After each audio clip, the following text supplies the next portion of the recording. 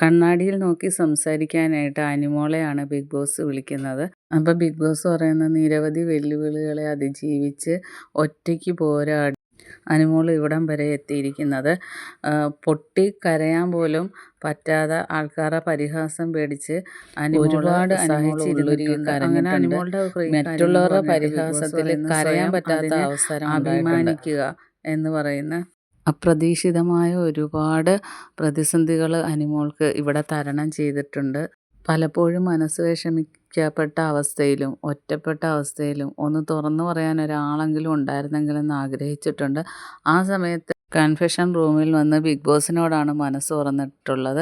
ഇനിയിപ്പം നിങ്ങൾക്ക് മനസ്സ് തുറക്കാനായിട്ട് ഒരവസരം തന്നിരിക്കുകയാണ്. നിങ്ങളുടെ പ്രതിബിംബത്തോട് തന്നെ മനസ്സ് തുറന്ന് സംസാരിക്കുക, എന്നിട്ട് അതിനൊരു ആശംസ നേരുക എന്നാണ് ബിഗ് ബോസ് പറഞ്ഞത്. അപ്പോൾ അനിമോൾ യെസ് ബിഗ് ബോസ് എന്ന് പറയുന്ന, എന്നിട്ട് അനിമോൾ പറയാൻ തുടങ്ങി, നീ വിജയിച്ച ഒരു പെൺകുട്ടിയാണ്, നിന്നെ തോൽപ്പിക്കാൻ ആർക്കും പറ്റത്തില്ല. നീ ഒരുപാട് പ്രതിസന്ധികളും ഒരുപാട് പേരെ തരണം ചെയ്തുമാണ് നീ ഇവിടം വരെ എത്തിയത്. അതിൽ ഞാൻ പ്രൗഡാണ്. നീ ആരുടെ മുൻപിൽ തോൽക്കത്തില്ല. നിന്നെ ആർക്കും തോൽപ്പിക്കാൻ കഴിയത്തില്ല. അത്ര സ്ട്രോങ് പെൺകുട്ടിയാണ് നീ. നീ ഒരുപാട് പ്രതിസന്ധികൾ തരണം ചെയ്ത് സ്ട്രഗിൾ ചെയ്ത് ഇവിടം വരെ എത്തിയതാണ്. ഇനി ജീവിതത്തിൻ്റെ മുന്നോട്ടും ഏത് പ്രതിസന്ധി വന്നാലും തളരാതെ നീ മുന്നോട്ട് പോകും. അതിൽ ഞാൻ പ്രൗഡാണ്.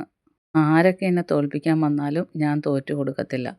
ആരുടെ മനസ്സ് ഞാൻ വേദനിപ്പിക്കത്തില്ല. ഈ 25 പേരിൽ 6 പേര് ഇന്ന് ഈ ഒരു സമയത്ത് നിൽക്കാൻ പറ്റിയത് ദൈവത്തിൻ്റെ ഒരു വലിയ അനുഗ്രഹമാണ്. ഈ ബിഗ് ബോസ് ഹൗസിൽ വരാൻ പറ്റിയതും ഇതുവരെ ഇവിടെ നിൽക്കാൻ പറ്റിയതും എനിക്ക് ഒരു വലിയ ഭാഗ്യമായിട്ടാണ് ഞാൻ കരുതുന്നത്. അതിന് ഏറ്റവും വലിയത് പ്രേക്ഷകരുടെ സപ്പോർട്ട് മാത്രമാണ്. ഈ 26 പേരും ഒരുപാട് എഫർട്ട് എടുത്തിട്ടുണ്ട് ഇവിടെ വന്നിട്ട്. ഒരാൾക്ക് മാത്രമേ വിന്നറാകാൻ ഉള്ളെങ്കിലും എല്ലാവരും വിന്നറായിട്ടാണ് ഞാൻ കരുതുന്നത്. ആര് വിന്നറായാലും എനിക്ക് അത് ഭയങ്കര സന്തോഷമാണ്. അതിൻ്റെ ഒരു ഭാഗമാകാൻ കഴിഞ്ഞതിൽ ഞാൻ അതിൽ അഭിമാനിക്കുകയും ചെയ്യും. ഞാൻ ഇവിടെ വന്നിട്ട് ഒരുപാട് കഷ്ടപ്പെട്ടിട്ടുണ്ട്. ഇനിയും കഷ്ടപ്പെടാനും ത്യാഗങ്ങൾ അനുഭവിക്കാനും ഞാൻ തയ്യാറാണ്. ബിഗ് ബോസ് എന്ന് വിളിക്കുന്നത്. അപ്പോൾ ബിഗ് ബോസ് എന്ന് പറയൂ അനിമോൾ. അപ്പോൾ പറഞ്ഞു, ഞാൻ ഒരുപാട് പ്രാവശ്യം പറഞ്ഞിട്ടുണ്ട് ഇവിടെ കരയത്തില്ലെന്ന്. പക്ഷേ എനിക്കതിന് പറ്റത്തില്ല. സഹിക്കാൻ പറ്റാതെ വരുമ്പോഴാണ് ഞാൻ കരഞ്ഞു പോകുന്നത് എന്ന് പറഞ്ഞിട്ട് അനിമോൾ പൊട്ടിക്കരയുവാണ്. പക്ഷേ ഇവിടെ നേരിടേണ്ടി വന്ന പോലത്തെ പ്രശ്നങ്ങൾ എൻ്റെ ജീവിതത്തിൽ ഇനി ഉണ്ടാകുമെന്ന് എനിക്ക് തോന്നുന്നില്ല. അഥവാ ഇങ്ങനത്തെ പ്രശ്നങ്ങൾ വന്നാലും ഞാൻ ഫൈറ്റ് ചെയ്ത് സ്ട്രോങ് ആയിട്ട് തന്നെ മുന്നോട്ട് പോകും. ഞാനൊരു സ്ട്രോങ് ലേഡിയാണ്. അതുകൊണ്ടാണ് എനിക്ക് 100 ദിവസം ഇവിടെ നിൽക്കാൻ പറ്റിയത് എന്നും പറഞ്ഞ് കരയുവാണ്. എനിക്ക് എന്നോട് തന്നെ അഭിമാനം തോന്നുന്നു ബിഗ് ബോസ് എന്ന് പറഞ്ഞിട്ട് കരഞ്ഞപ്പം. ബിഗ് ബോസ് പറഞ്ഞു, അതല്ലേ വേണ്ടത്. അങ്ങനെ ബിഗ് ബോസ് സമാധാനിപ്പിക്കുന്നുണ്ട്. പറയുന്നുണ്ട് അനിമോൾക്ക് തന്നെ ഒരു ആശംസ നേരാൻ പറയുന്നത്.